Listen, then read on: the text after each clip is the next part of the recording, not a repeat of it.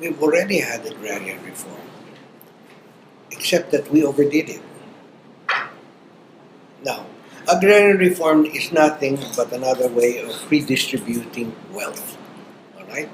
So, you have 100 hectares, I'll say, okay, you're now limited to 5 hectares. I'm getting your 95 hectares, I'll pay you for it. But I'm now distributing it to everybody. That's fine. But we overdid it. We made it permanent. So now nobody can own agricultural land in excess of 5 hectares, which is wrong. Because when you're in agriculture, and agriculture is one of my economic activities, no? There are certain crops that you cannot sustain if you only have a very small land holding, like for example, sugarcane, for example. You give me 5 hectares to plant sugar, I'll give it back to you. Because I'll tell you, with the income of that, I cannot afford to buy a tractor, I cannot afford to buy a harrow, I cannot afford to buy a truck. So what's the use? So you need something like 50 hectares minimum to make sugar farming work. Second, you're also competing against huge farms in other countries. So you go to Australia, a farmer there has 1,000 hectares. He's got this huge combine. And a combine is a big piece of equipment that cuts the cane, chops it up, and makes it ready to be processed in the sugar central. Eh, paano tayo makukompete?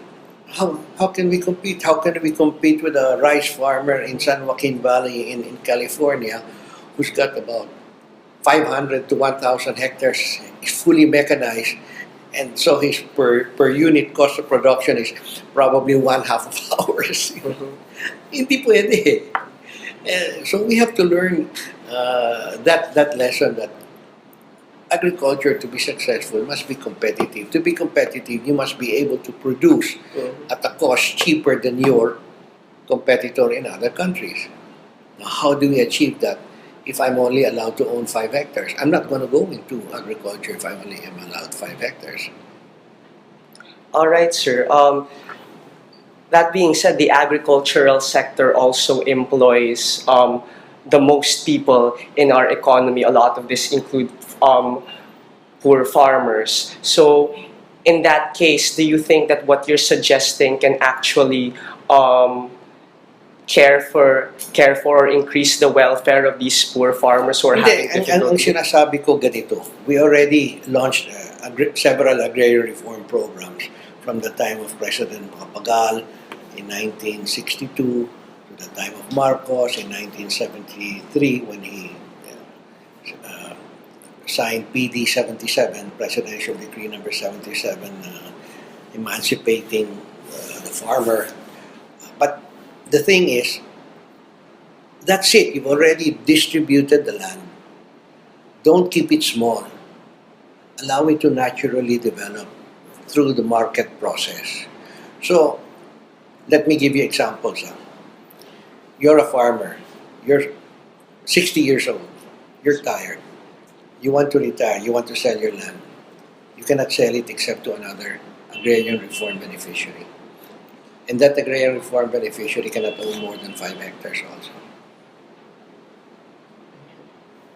Here's a guy, he wants to put up a big processing plant for, say, tomatoes. So he needs about 1,000 hectares of tomato to feed his processing plant. He cannot do it. Why? Because he's not allowed to own more than 5 hectares.